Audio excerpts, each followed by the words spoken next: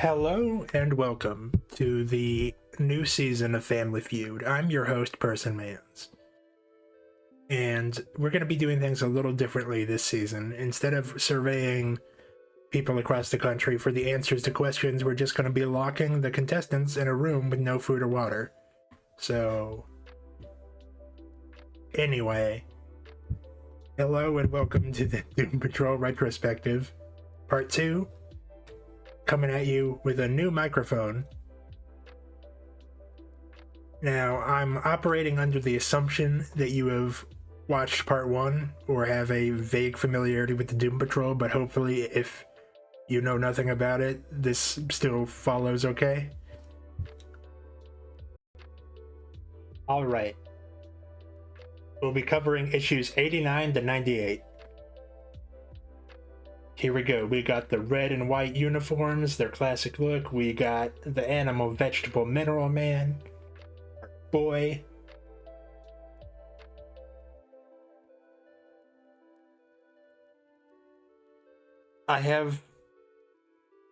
Before we start, I forgot to credit Bruno Premiano, the artist, for almost every single issue that we're going to be taking a look at during this era. His art is so clean. So this guy, Dr. Larson, is on a plane when suddenly the negative spirit scoops him up, grabs him, and brings him out of the plane, just dashes out the emergency door, which is just incredibly dangerous. And then Negative Man tosses Larry to Rita, who grows giant. It holds him up to a skyscraper, where Robot Man grabs him and uses his magnetic feet to walk them up to a window, where the Chief is waiting for him. It turns out the Chief is the old teacher of Larson. And Larson mentioned that he wanted to meet the Doom Patrol. So instead of just meeting him at the airport, they decided to do this.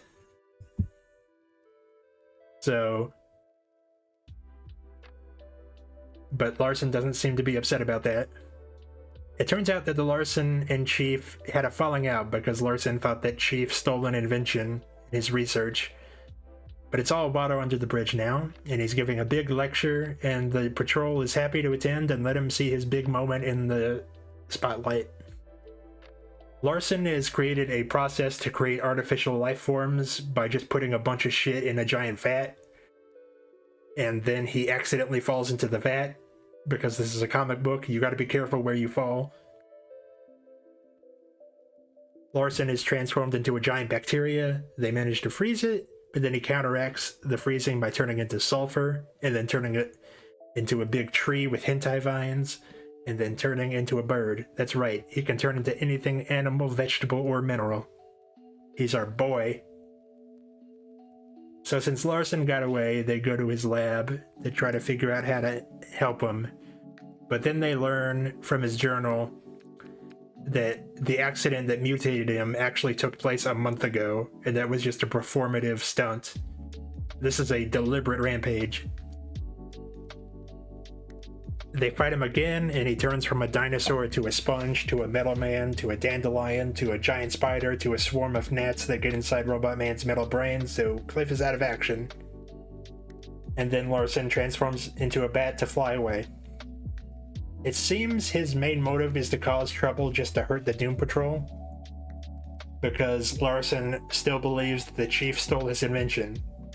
Speaking of, that invention is a ray beam that can halt all changes in activity in living cells, which just so happens to sound very useful for this exact scenario.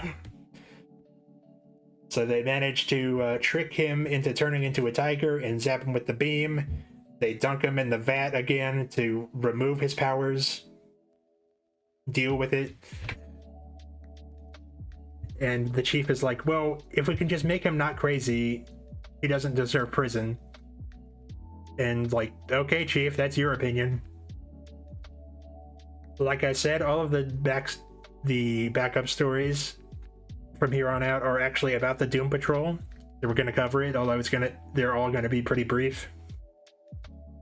The Private War of Elastigirl. We see a poster featuring Rita where she is the spokesperson for a charity for displaced kids from the war. Turns out this kid, Kim, was adopted by a soldier, but by the time Kim arrived, the soldier was declared missing in action from the Korean War. So now the kid's in the system, and he's so heartbroken that he's dying, and the only thing that would fix it is seeing his dad. So Rita goes to Korea to investigate and finds evidence that Norton, the soldier, actually survived, but he has amnesia, and is working at a construction site back in America. But he has crippling PTSD. Whenever he hears a noise that sounds like machine gun fire, he thinks the war is still going on and goes berserk. And wouldn't you know it, while Rita's talking to him, he hears just such a sound and threatens to blow shit up with dynamite. But then Rita manages to calm him down and remind him who he is, and Norton adopts the boy, and everything's good. Just a cute little backup story. And now we move on to issue number 90, The Spy Within the Doom Patrol. I just want to lay out that this behavior from Chief is so typical. I must kill you. Alright, so this is another issue that got on my nerves, but here we go. The intro is actually kind of funny. Madame Rouge is released from prison on a technicality, and she says that there is no Brotherhood of Evil, that the Doom Patrol is just making shit up.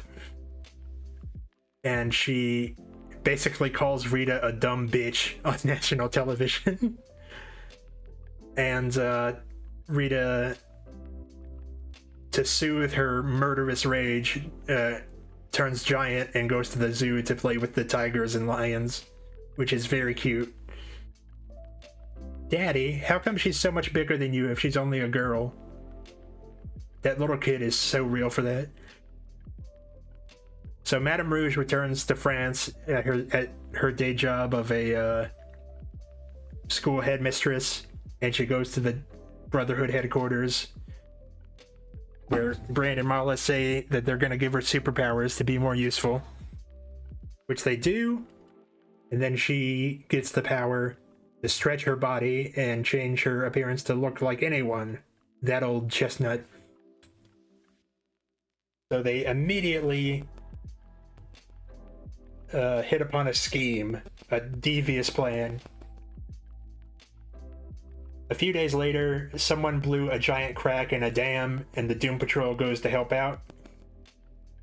Rita shows up later than everyone else, but her and Cliff go to the top of the dam, where Rita pushes Cliff off hundreds of feet into the water. Now, fortunately, Cliff survives because he's a robot, but his arms and legs are busted, and he only has 10 minutes worth of oxygen in his brain. And then Rita meets up with Larry, and Larry is like, Larry calls Rita something that I can't repeat because this is the 60s. And he's like, "Where's Cliff?" And Rita's like, "I just got here. Shouldn't he be with you?" And then Larry interrupts her and complains about women because I guess he's in a weird mood today. Rita grows and finds Cliff at the bottom of the dam, and they fix it. The dam, that is. Of course, the patrol figures out there's someone who can disguise themselves as any one of them. So that's on their radar now. Then an emergency signal from a mine collapse catches their attention, and they go to help. And this time, Madame Rouge actually makes sure that Cliff is incapacitated before she disguises herself as him. She buries him at the bottom of the mine shaft, and then cuts the lift that Larry and Rita are using, but they manage to get above ground. They figure out that the imposter is doing their shit again, and that means that Cliff is still trapped in the mine somewhere. So Rita shrinks and uses a handkerchief as a parachute, which is actually pretty cute. Rita turns big again and bends Cliff's legs to turn into a corkscrew to help the miners escape. So it's all well that ends well. But unfortunately, we have a big old continuity error. It is stated in an earlier issue that if Cliff's robot head is disconnected from his torso, he will die, and that is exactly what is happening in this panel. And he's fine. It doesn't actually matter, of course, but I'm gonna point it out when I see it. They come up with a system where each member has a code word, and if they can't recite their code word, then they're the imposter. They go to respond to the latest crisis, and they get separated, and Madame Rouge's Negative Man knocks Larry out and tries to kill him, but something is stopping her. Like, she can't bring herself to do it. So she leaves to call a payphone to call the brain. And the brain is like, when you transform into someone, you also copy their brain waves, so you copy their morality as well. What? If she copies their morality, she wouldn't be doing this shit in the first place. Anyway, the brain is like, we can block the brain waves by just putting earplugs in your ears. Okay. But by the time Madame Rouge does all that, it seems that Larry escaped.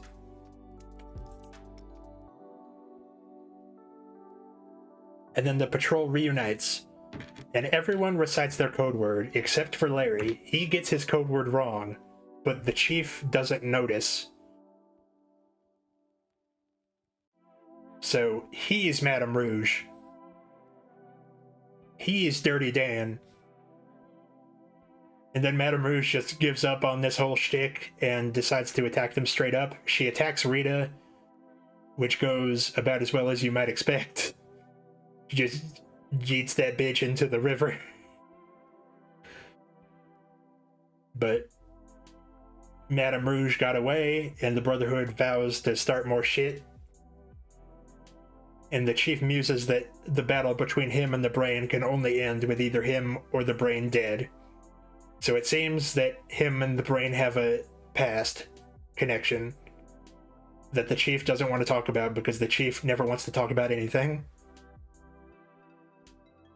And that is issue 90 done. On to issue 91. The man who split the Doom Patrol. Okay, hoo boy. There's two new characters on this cover. One of which I think I'm going to have a lot to say about, but I'll let you figure out which one. So the patrol is trying to defuse a time bomb.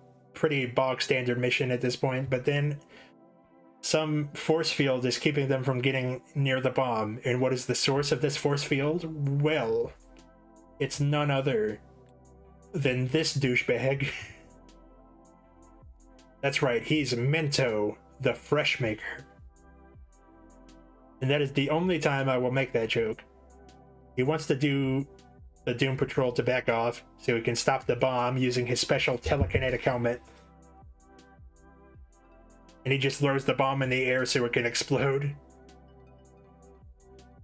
And Larry's like, hey, thanks for the save. And Cliff is like, we're not letting you join the patrol, dickhead. Which I don't think anyone was suggesting. Cliff's just being aggressive for no real reason. And then Mento justifies that aggression by saying, I don't want to join the fucking Doom Patrol. I just want this fine baddie over here, Rita. And Rita actually does go along with him. But it's clear that she's like barely tolerating it, and she's mainly going along with him to signal her disapproval with the way Cliff and Larry are acting. You do interest me a wee bit, Mr. Screwball.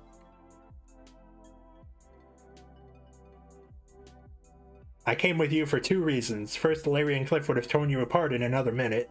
Second, I wanted to see what makes an egomaniac tick. Egomaniacs, my dear, are men who overestimate their own importance. I am not guilty on that charge. I am important. It turns out Minto is Steve Dayton, the world's 5th richest man and typical billionaire playboy genius philanthropist. And he has set his sights on Rita. And this panel just comes across as wildly threatening now. Steve actually brings up a decent point in that Rita is not disfigured in any way and has complete control of her powers, so there is nothing stopping her from rejoining society, but Rita refuses to just stop using her powers to help people, which Steve has trouble accepting. And he's like, I'm not going to take no for an answer. And in case anyone needs to hear this, you should take no for an answer. No is a complete sentence. Don't be like Steve Dayton. And this is part of like why Rita's characterization is not perfect. Because even though Steve has not shown any real redeeming qualities and she turned him down, she's like, was I right? And it's like, yes, you were right, Rita. The next day, 3 strange, almost balloon-like men float down from the sky in the city. And I know that I'm showing a lot of panels of this comic in particular, but these 3 plastic men, as they're called, are just really funny to me. So the plastic men are just wrecking shit across the city and taking the scraps to form weird symbols, which are presumably a message of some kind. And Minto is like, I'll fucking stop whoever is sending the plastic men, and then Rita will have no choice but to give me all the smooches I want. And of course that panel has aged like milk, but that's fine. They're trying to fight the plastic men, but it's not going well. There's just too many of them. And then the chief calls in and says that he knows where the plastic men are coming from. This flying fortress. And I guess Minto also came to this conclusion because he hopped in his private super jet up to the fortress. And again, I know that I've shown a lot of panels of this comic in particular, but these fucking long neck plastic men are making me lose it. Why did they do that? And Minto meets the master of this fortress and the plastic man, the alien warlord Garguax. I looked all over the wiki and I was honestly surprised that no one else has that no one has retconned Garguax into being the same species as Brainiac. But that's most likely because no one gives a shit about Garguax. And he barely shows up anyway. Anyway, Garguax is basically using Earth to test his alien weapons that he invented, such as the plastic men and his ray guns and stuff. Meanwhile, the chief figures that an attack is imminent, so they hustle to finish the superjet they were working on to go fight Garguax in its fortress. Where Garguax has brainwashed Minto into fighting the Doom Patrol, and there's a big fight, or what Minto probably hoped would be a big fight, but Cliff just bops him on the head and knocks him out. And that undoes the brainwashing, so they manage to wreck the ship and escape. So the patrol plus Minto make it back to Earth, and Minto's like, that kiss though. And Rita's like, go home, Steve. But Minto's not giving up, and that's about it. And we need to talk about Minto. So, misogyny in comics from this era is unfortunately everywhere. And normally I would not feel the need to talk about it that in depth, but Steve Dayton is different. Steve Dayton sucks. He sucks real bad. But what makes him different from other 60s comic heroes that suck is that he sucks on purpose. It is very clearly intentional that he's like designed as this as this asshole. And I wish Arnold Drake was still alive so that someone could pick his brain on this. Because you're clearly supposed to dislike him. In any other comic from this era, he would be the hero as the handsome white man. But here, he's a douchebag. In his initial appearance, he does not seem to respect Rita as a person, just as a prize. And he only causes problems.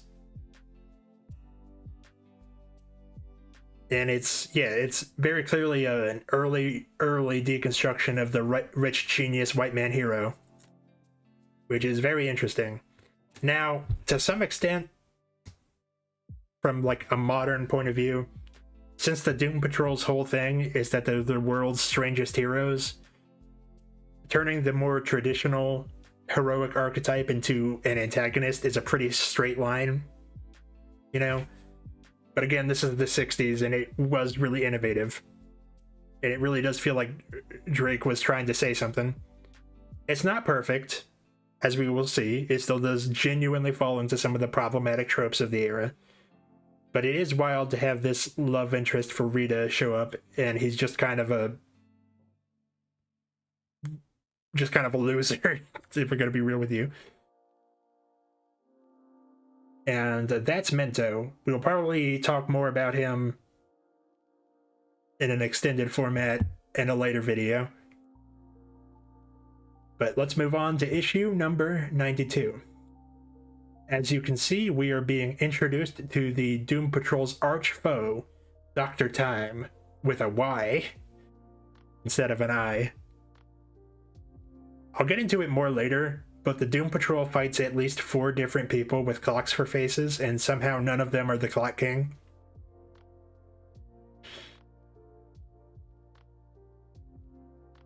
So we start on the Doom Patrol answering a red alert call, and Larry is immediately being a dick. You're 7 minutes late to a red alert call, and Cliff isn't even here. What's the matter with this team? Sorry, Larry, I was at the hairdresser when you signaled. Hairdresser? Oh, brother. Chill out, dude. But there's no time for arguing because there's a baby trapped in a bank vault? Questionable parenting aside, they bust the baby out and it's a job well done.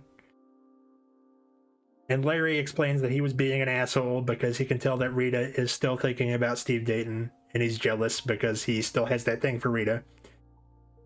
And Rita's like, no thank you, Steve Dayton is a little egotistical for my taste. And how I wish that was true. But that calms Larry down for the moment, at least.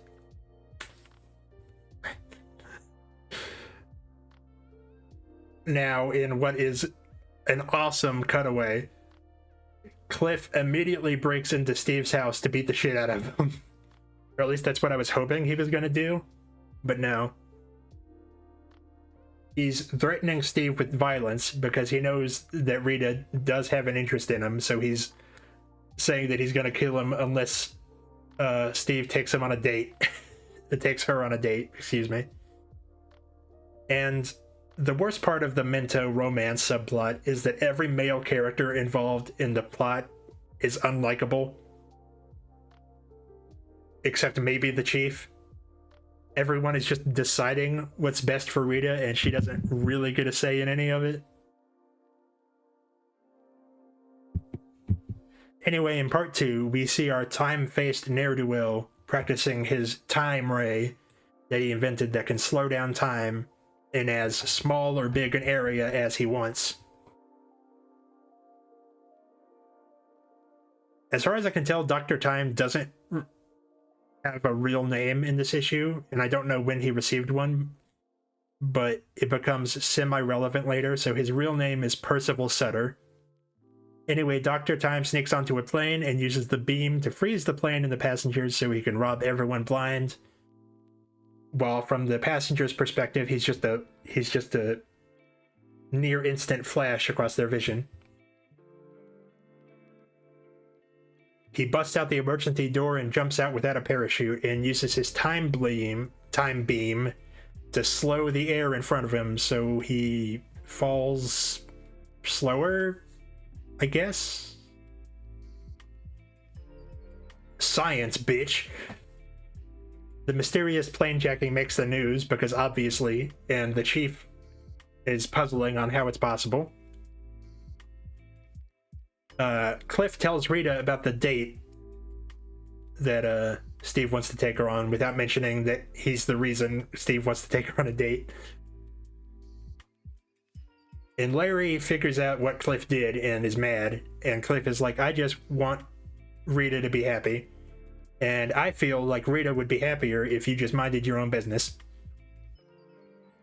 Their date seems to go pretty decently, but Steve lets slip that Cliff threatened him because he didn't realize that was supposed to be a secret, and Rita's obviously embarrassed by all that. And even though Dr. Time literally robbed a plane earlier in the day, apparently he just robbed a bank and runs past the two lovebirds. It is freezing cops left and right, and Steve tries to do a football tackle, but it doesn't go well. Dr. Time gets into what I think is supposed to be just his car, which is just sitting on the side of the street, but Rita gets really tiny and holds onto the bumper to be whisked away to his secret lair. Meanwhile, the chief has a brain blast.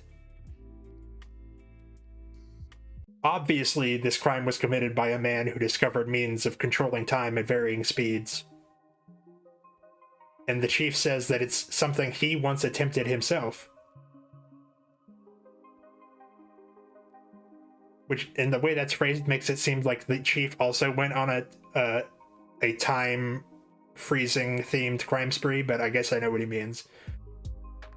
But luckily he invented a time ray detector, so he can just fire that bad boy up, and they'll be ready the next time that he pulls some shit. As you probably could have guessed, Dr. Time's lair is filled with like hundreds of clocks, but Rita gives away her position by making a clock go off that isn't supposed to go off. So he finds her and puts her in yet another jar. She's been put in like at least 3 different jars, and I don't like it. So I guess Steve finally regained consciousness after like 8 hours and calls the Doom Patrol and explains what happens, and Larry is really rude and just says, go fuck yourself, dude, we'll handle it. And Steve is like, I care about Rita too. She was stolen like right in the middle of our date. We need to set aside our differences. And the chief has to admonish Larry for his childish behavior. But they go out to where they detected the time beams in this rocket car that I don't believe is ever used again. Dr. Time's headquarters is a straight-up castle, booby-trapped with all sorts of contraptions. They manage to get in and throw shit at Dr. Time, but Dr. Time just freezes that stuff. And then he tests out a new power. He speeds up time to make a chandelier rust and fall apart to try to... And it almost kills Mento if Cliff hadn't gotten him out of the way. Chief gives an order to Larry that he's not to release the negative spirit. He's very adamant on this point, but doesn't bother explaining why. Rita manages to escape her jar unsoiled before Dr. Time can run off with her, and she grows giant and grabs Dr. Time. She has the situation well in hand, but then Larry throws a knockout gas grenade, and that does nothing but knock Rita out because Dr. Time's helmet doubles as a gas mask. Good job, team.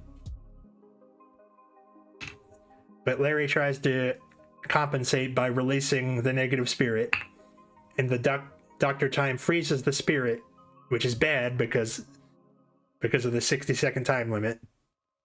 Dr. Time negotiates with the Doom Patrol, saying he'll also freeze Larry's body if they let him go, which they agree to. So Dr. Time actually gets away.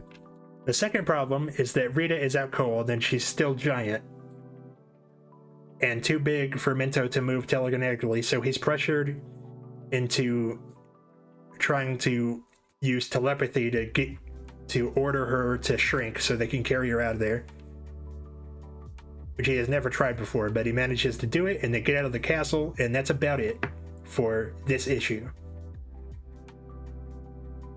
Issue 94. Is that Rog the robot? Finally, a return appearance I care about. So a head of state from an unspecified country is visiting, and while he's driving through a crowd of people, an assassin strikes, but Larry manages to stop the bullet. Rita grows giant to stop the grenade that he throws as a last resort, and Cliff manages to stop the assassin's getaway car just by standing in front of it. Pretty solid teamwork. So much, in fact, that Rita gives Larry a kiss for doing such a good job. But no smooches for Cliff, which kind of trigger his depression again. So he goes to seek out a renowned scientist, Dr. Wilder, who can produce living cells and theoretically make a new body for Cliff. The only issue is that he can't create a brain using this technique. And a brain is the only thing Cliff has, so this seems like a match made in heaven. And this Dr. Wilder looks like me, so you know he's trustworthy.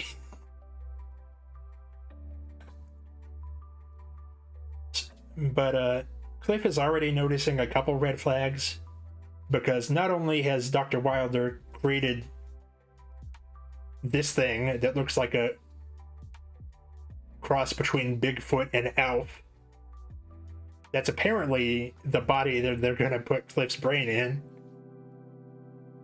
but he convinces Cliff that they can just get plastic surgery to make him look nicer, and Cliff's convinced, so he stays overnight while the doctor gets everything ready.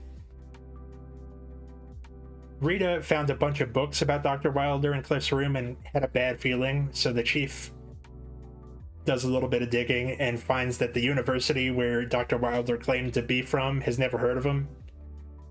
So you know that's a bad sign, and wouldn't you know it, he was Madame Rouge the whole time. She puts Cliff under for the operation and reports back to Brain and Mala.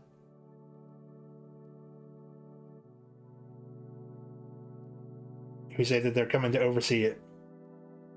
Luckily, an earlier issue established that the chief put a radio transmitter in Cliff's body, and they do get a signal, but it cuts off because the brain cut off Robot Man's central nervous system, which was supplying power to his robot body somehow. Even though in earlier issues it's specifically stated to run on batteries. Anyway, the scheme is to put the brain's brain into Cliff's body, so they do the brain swap and leave Cliff's brain in the jar and turn the locator back on, so the Doom Patrol goes and grabs Cliff's body with Brain's brain in it. It's getting confusing. But the Doom Patrol is none the wiser, and they go back to the computer room to see a new atomic submarine that's being unveiled. And we see an old friend. Rog has returned. And he shows up and steals that shit. Side note, Mr. Morden, the guy who stole Rog in the first place, is nowhere to be seen. I guess he got fired. But worse than that is that the whole Rog thing is just a trap to lure Larry and Rita in so that the robot man brain in Cliff's body can turn on them. Sorry, it's confusing. So instead of destroying Cliff's brain, they just put it in the old jar that Brain used to hang out in. So Cliff just starts screaming for help using the speaker. And he does get some people to come in to try to help, but they get scared because it's just a brain in a jar yelling at him. So they get freaked out and leave. And I guess don't contact the authorities at all. So under the sea, Rita turns giant to fight the robot. but then turns Tiny to sabotage Rog from inside. And fake Cliff uses his magnetic feet to go grab her and puts a tiny steel necklace around her neck. So now she knows that Cliff is a traitor, and somehow she knows that the ring will shrink with her, so she can't shrink out of it, and she's not strong enough to grow big and break it. And then Rog shoots out a lead net to capture Larry so he can't negative spirit out. Cliff manages to get the aid of a blind man who calls the chief, and the chief picks up Cliff. And Cliff states what's kind of blindingly obvious at this point, that they just wanted to take out the patrol so that the chief had no one come to help him. And it turns out this is an even shittier plan than I had given it credit for. Rita manages to find some wire cutters and cuts a hole in the net so Larry can send out the negative spirit, and the spirit short-circuits the collar that's keeping Rita from growing. So they're on their way back to the headquarters. Or not to headquarters, but to a rendezvous point where fake Cliff is going to crush the life out of Chief. But then, that's right, they actually did put Cliff's brain in this gross thing with its Ninja Turtle hands. Cliff manages to tear a couple limbs off the robot body, but then Mala and Rouge come in to fight. Rouge fights Negative Man, and Rita fights Mala, which goes very poorly for Mala. They manage to almost blow up a gas pump, which gives them enough of a distraction to fly away.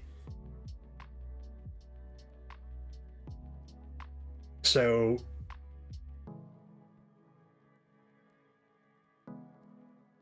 but they managed to get everyone back together. The bad news is that the Brotherhood got away, and now Brain is in a robot man body. So kind of a wash on that one. But on the bright side, this green monster is dead, so we don't have to look at it anymore.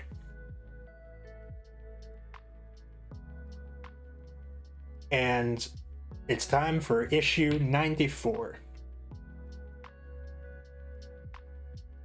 I hope you're ready for some cultural insensitivity.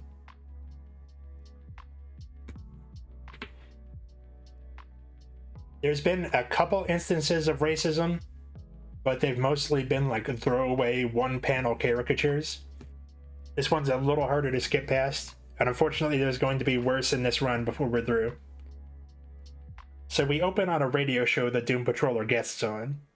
But before getting to their segment, there's a segment with this guy called Dr. John Raddick debating a quote-unquote Eastern mystic called Ramakara. Rama is saying that he saw a temple possessed by the spirit of the ancient person that built the temple, and he actually has a photograph to prove it. And I have no clue why everyone is so dismissive of the supernatural at this point, since it is definitively in the DC universe at this point. But I would say that while that photograph is proof of something, it's the DC universe, so who knows what that something would be. But no one buys it, and everyone laughs at him, including the Doom Patrol, who are like shockingly insensitive. And I'm gonna put this panel up for like 5 seconds, and then we're gonna move on.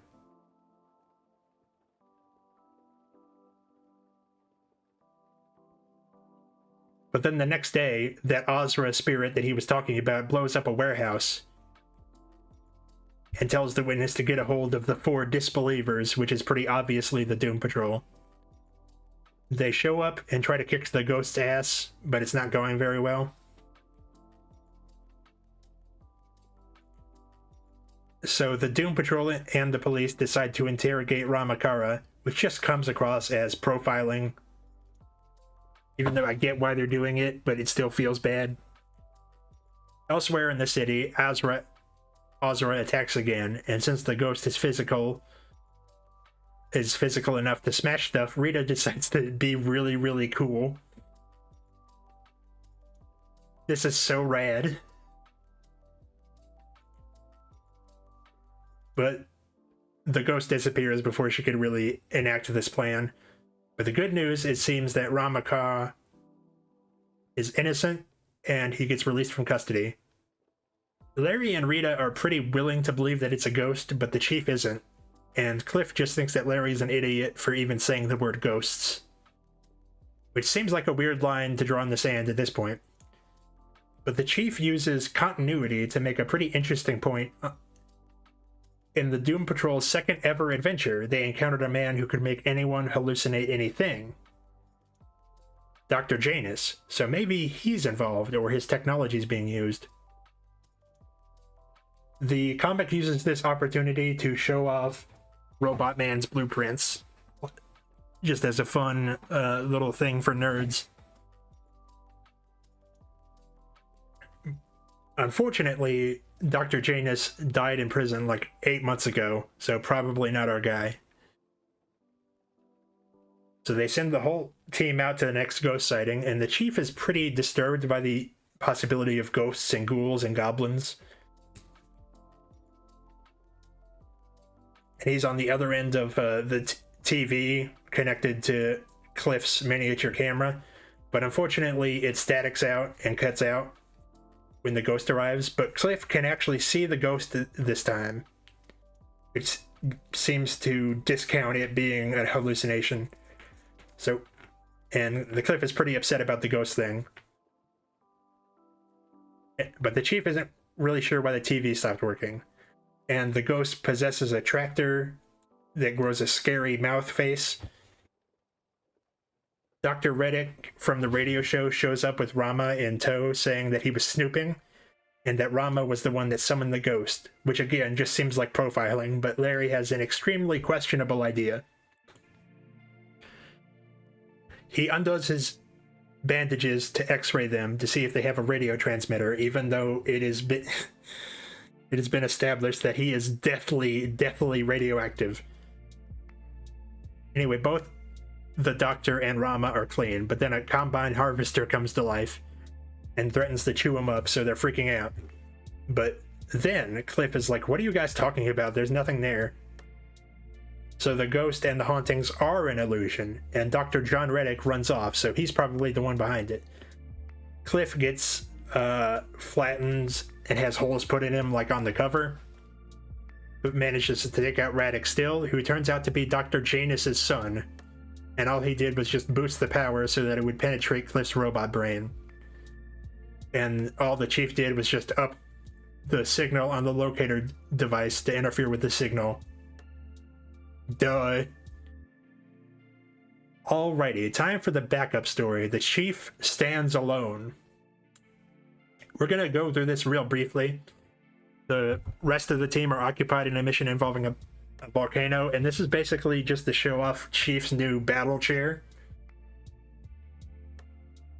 that the chief has, where he fights Owlman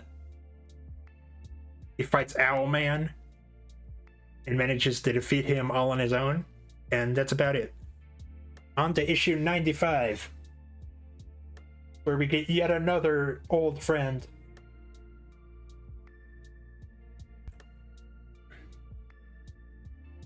Oh boy, another returning face. Although Robot Man's looking a little weird on the cover. So the patrol are stopping a prison break, and it's a pretty bog standard mission. The only thing of interest is that Rita shows off a new trick. She manages to grow just a single part of her body. And I'm honestly not sure if she ever does that again in this run, so the writer may have forgotten about it. I might be wrong, but she has a new tool in her arsenal. But when they get back, the chief drops a bombshell, which is basically all he ever does whenever they come back from a mission. He has prepared 2 chambers that will hopefully turn Larry and Rita back to normal. He just sprung this on them with no warning. And it's like he's ready to go right now. And Larry actually asks the question that I was asking, is that Rita's not really disfigured the way the other two are. Well, it turns out that Rita's powers might actually be slowly killing her. So the chief thought it prudent to just speed up the construction of these sci-fi machines just to get it over with. Now, even though obviously Rita and Larry's conditions would be easier to undo than Cliff's, Cliff is feeling a little down about the Doom Patrol basically disbanding after they're cured and him being by himself. Because there's basically no telling when or if the technology to give him a human body will be invented. Larry and Rita are also having severe reservations as the process is underway. But then Cliff finally snaps and wrecks the machine, which blows up and shocks him and zaps Larry and Rita. Luckily, Cliff's brain wasn't damaged, and he was the only one harmed, but his body is completely useless now. And they don't have time to repair his body because there's an emergency. There's this strange hentai vine that's growing out of control and just attacking stuff. And the chief is very concerned about it, but he doesn't want Larry and Rita to go alone. And so he decides to become Robot Man. He just made robot legs and put a Robot Man shell around his body. So yeah. And Larry actually again says what I was thinking and is like, what happened to that super wheelchair you invented literally last issue? And the chief is like, nobody asked you. And the chief puts Cliff's useless body in his old wheelchair just to rub it in, I guess. But Larry, Rita, and Robo Chief go to take on the hentai vine. And Rita goes to become giant, but it's not really working, although she feels like something is happening. Rita's become Negative Girl. That's right, they swapped powers. And as you can guess, Larry can now grow giant, but they're both fucking up because they're not used to it. And the chief gets stuck in a swamp. But giant Larry manages to rescue them and chop the vine at the root. But then it turns into an octopus. That's right, the return of the animal, vegetable, mineral man. So, I guess he must have busted out of prison, and the prison decided not to tell anyone. Everyone's getting the hang of their new abilities, but not quite fast enough to be useful. AVM Man turns into a spider web, and then turns into a lead net to trap the negative spirit, but then the chief uses the heating coil built in the Robot Man's body to melt the lead. And AVM Man turns into a bunch of birds. The good news is that the Doom Patrol still has that ray beam they used to defeat AVM Man last time. But it's back at headquarters, and there's no way that he's going to let them go get it, and Cliff is paralyzed, so odds aren't looking good. Now, let's play a little bit of a guessing game. The animal, vegetable, mineral man has the patrol at his mercy. All he has to do is lay down the finishing strike. What do you think he's going to turn into to kill the Doom Patrol? Alright, time's up. You're all wrong. He turned into a giant caveman.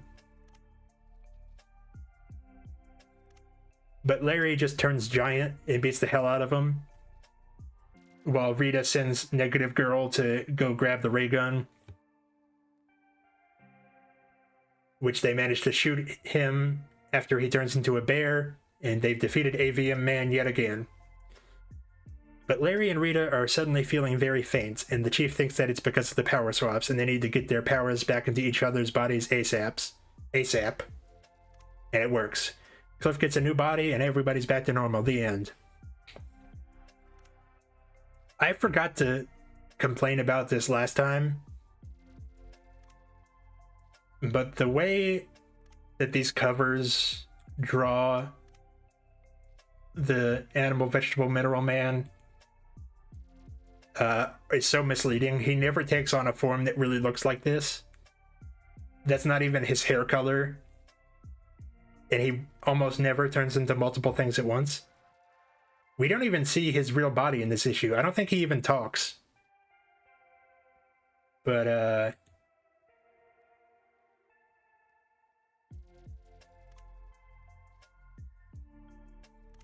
let's move on to issue 96.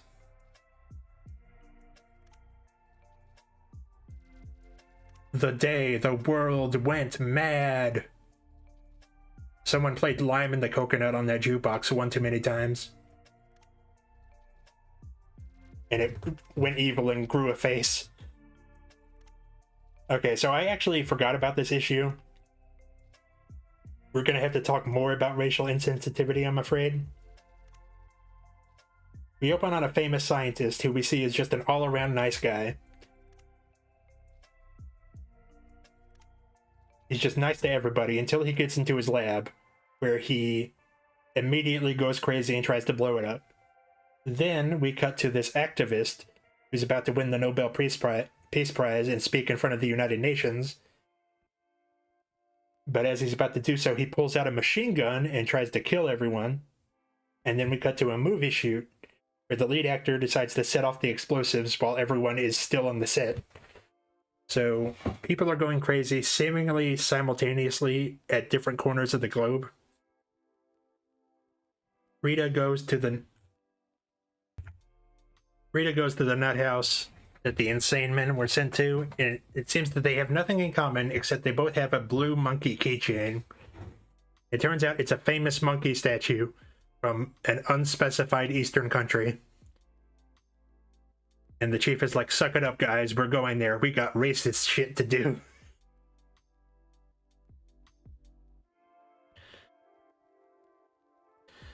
They show up at the country, they save some people, but both Larry and Rita are knocked out by seemingly random persons while they're investigating. And someone comes up to Cliff and says, we have your friends, you gotta come with us. So it turns out they're summoned by this ancient, what I think is an ancient criminal syndicate run by... I think I just need to show you the picture. It's a 114-year-old Chinese man, and their headquarters is on Kami's Lookout from Dragon Ball. I don't know. So they're actually not behind the insanity epidemic. Someone else is, and they're trying to frame this syndicate because they're headquartered in the city where the monkey idol is. But they go to the Blue Monkey Temple, they get yelled at by a statue, get stuck in a maze, but before they can catch the guy they found, he does the old cyanide pill trick, so they can't get anything out of him.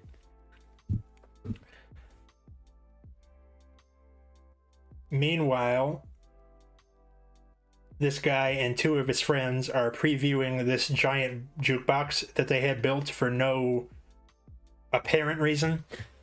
But then he reveals that he turned it into a giant robot and turns the speakers up to Mega Wombo.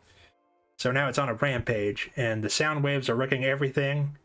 It almost destroys a bridge, but they dunk it, the Doom Patrol dunk it in the water. But then an army guy goes crazy and steals a crazy robot tank. Manages to stop him too, but the insanity is spreading. The chief manages to find out where the people behind this might be, and they get a clue that it's General Immortus. He's back. So they head out there while the insanity plague is spreading across the globe. And it turns out the scheme to discredit the Eastern Syndicate is just a ruse, and that their true scheme is even wackier. It turns out the blue monkey charms that are causing all this contain metals that are not found on Earth. And that yet another old foe is behind it. Gargoax! We got ourselves an old-fashioned villain team-up, guys. So Gargoax has a moon base now, and he's just been chilling there. It turns out I'm not really following where the blue monkey charms figure into the plot, because the stuff driving people crazy is just a mind ray on the moon. so I don't really know. There are only a couple hours before the ray goes into overdrive and turns everybody irreversibly mad. And of course, Immortus has countermeasures to prevent the patrol from using their powers. And the old man running the syndicate walks in. So it seems that they've been set up all along, but it turns out that old man is actually Madame Rouge in disguise. The Brotherhood of Evil's involved too. Real recognizes real. Such a vile team up. The villains leave. Eventually the patrol escapes. They manage to fan out and smash to the devices that are going to amplify the insanity beam. And that's about it as far as good news goes, because it seems like this villain team up is here to stay. That is it for this issue. We are moving on to issue 97. War of the Mind Slaves. Okay, so it opens on a training exercise that the Doom Patrol is doing. Their teamwork could use, some improvement. And they're working on this because, surprise, we are continuing the thread from last time, the all-new Brotherhood of Evil, whose teamwork is really not up to par, because they're arguing about what they want out of this partnership. The Brotherhood of Evil just wants $1 billion, and Gargoax thinks that's stupid. And he tries to smash the brain, but Madame Rouge ties him up. And General Immortus kind of mediates by saying that taking over the world is kind of the only option at this point, because if they managed to steal that much money, they would never know peace. And the brain is like, that's a good point. And Gargoax shows off his new invention. I am gonna be so excited when I no longer have to say Gargoax. But it's gonna be a while. Anyway, Gargoax has captured some ethnic stereotypes and shoots them with a beam that turns them into giant crystal zombies, because that's obvious. They obey any order, and they're basically indestructible, so the plan is just have the Brotherhood members ingratiate themselves in the communities of these three people, and spread the crystal zombie plague from there. And for some reason, this plan involves dressing Mala as a lumberjack.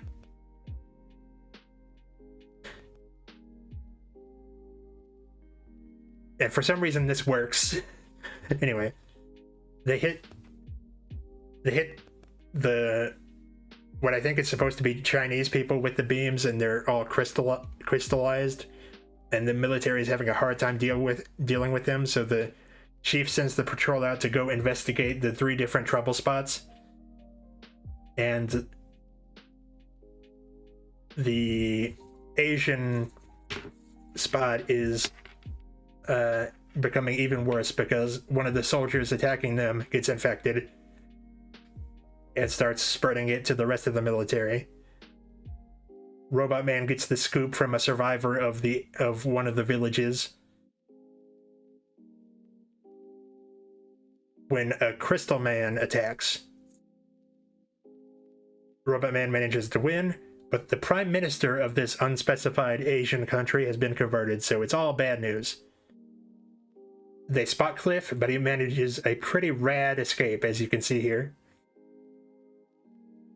And then realizes that the machine converting them is in a giant bell in an old temple, so he goes and takes care of that.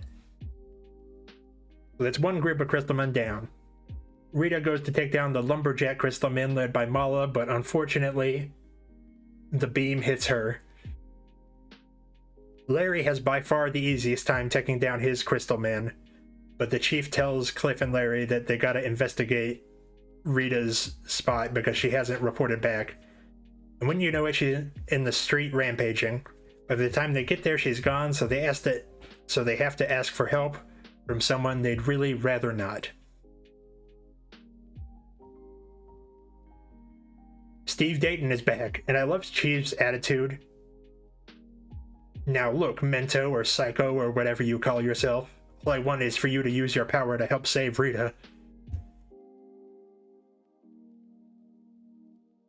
And basically the only redeeming quality Steve has so far is that he will do whatever it takes to keep Rita out of danger, so they got him on their team for now. But unfortunately, the Brotherhood has managed to capture Cliff, and for some reason they uncrystallized Rita and put her in a tiny snow globe. And they also captured Larry and Steve, so could have gone better. They're taken to the moon base, but Cliff, of course, manages to bust out and thinks that he can manage an escape with Mentos powers. And we specifically learn that the helmet only works for Mento. That's very specifically stated. But they manage to turn things around, and Gargoax says that there's a bomb in the moon base that will blow up the moon if they don't let him go, so they have to let the Brotherhood free. And they decide to hold a vote, because Steve actually wants to join the Doom Patrol now, all of a sudden. But it has to be unanimous, so they cast votes, and there is only one dissenting vote, so Steve doesn't make it in. And it turns out that dissenting vote was Rita, because she feels she doesn't want to fuck up the family that she's found. Which is the correct choice. And that's about it for this issue. We're going into the final issue for this video. The death of the Doom Patrol. The Doom Patrol are doing their training stuff, and then the chief says, "Good job, I have something to tell you." Which is always a prelude to him doing something fucked up. So they go into his office, and Chief says, "You've been doing a terrible job. You're fired." Because that's just the kind of person the Chief is. Now, to his credit, he says that part of the goal of the Doom Patrol was to make the Doom Patrol accepted as much as normal people are. And they haven't really accomplished that. They're still just considered, like, sideshows, just curiosities. To his discredit, Cliff points out that all the criminals they stopped, and the chief is like, "No, you suck at that too." The Brotherhood keeps escaping. There's that animal, vegetable, mineral man guy that keeps showing up. "I'm firing you and hiring a new Doom Patrol." So they have enough and leave. They're all kind of despondent about it, but they decide that they're going to continue the Doom Patrol without Chief. And they manage to build an exact duplicate of the Doom Patrol headquarters and show off the blueprints like comics love to do. Unfortunately, it seems like the personalities are clashing without the Chief there. Speaking of the Chief, we learned that the hiring new team members thing was just a lie. It turns out that he's dying. He has like maybe 90 days to live. And his solution was just to chase them off because he's addicted to secrecy. But he's okay with it because now they're keeping the Doom Patrol alive by themselves, which is all he wanted. Meanwhile, a new threat is in town, robbing a bank. This guy has the exact same hairline that I used to before I started shaving my head, but I'm trying not to take it personally. So I'm not going to sugarcoat it. This guy is basically just a less interesting and less cool looking version of the animal, vegetable, mineral man. His name is Mr. 103, and his gimmick is he can turn into any element on the periodic table, of which there were 103 elements at the time of this comics production. But he does a bunch of stuff, and then turns into a magnet to steal the money, and walks away, and I'm in love with this picture of him just walking away as a magnet. Back at the new Doom Patrol headquarters, they're running into a problem because they built a new supercomputer, but it has like maybe 2% of the information that Chief's computer does. So they have to go out and ask reporters and cops the old-fashioned way. But luckily, Negative Spirit manages to spot Mr. 103, who turns his head into a diamond and then spins really fast to break into a bank. And in this confrontation, Mr. 103 pulls the shtick of turning into whatever can neutralize whatever the Doom Patrol tries, so it gets away. And although Larry really objects to it, Cliff and Rita decide that they need to talk to the chief because this is not working without him.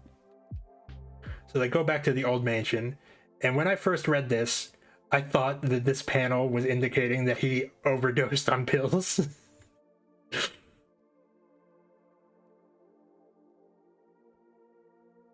And that might only be funny to me, I don't know. But he's just barely alive. and they put him in an iron lung, just in case you forgot how old this comic is. While the chief explains that he was already looking into Mr. 103, and he's a biochemist named John Dubrovny, who had a mental collapse, which obviously means crime. Larry and Cliff tell Rita to stay here because she's a girl and stuff, and then go to chase after Mr. 103, who's hitting himself with some sort of ray beam, and he escapes and they have to return home. But now we learn why Chief is dying. He was experimenting with a new radioactive isotope when it blew up and poisoned his bloodstream, and nothing he could try fixed it.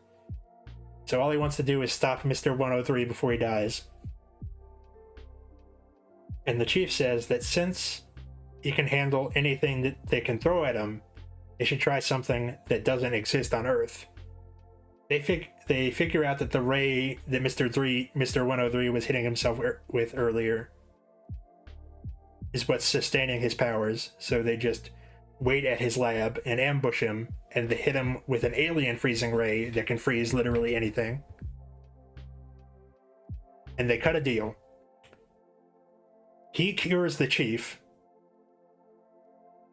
and they don't kill him, basically, which Mr. 103 does. He pulls the radioactive copper right out of his body, and then they knock out Mr. 103 for the cops, and everything's hunky-dory again. And they sold the new mansion they made to the city as an orphanage, and I hope that all the dangerous stuff in that mansion is still in there as an orphanage. And there is a backup story starring Larry, where these terrorists are about to detonate 4 nukes in 4 separate corners of the world, and the Negative Man basically has to travel faster than he ever has before in order to take them all out. And that's a very basic backup story, and that's about it. And that has been part 2 of this retrospective. The plan is to cover this era in 4 parts total, so 2 more left to go. No ETA on how soon that will happen, because I've been busy, and these are a little time consuming. But to keep you enticed, the very next issue we're covering is going to introduce someone that you've probably heard of even if you don't follow comics, so stay tuned. Like the video if you liked it, and share your Steve Dayton hot takes in the comments below. Take easy, and stay safe.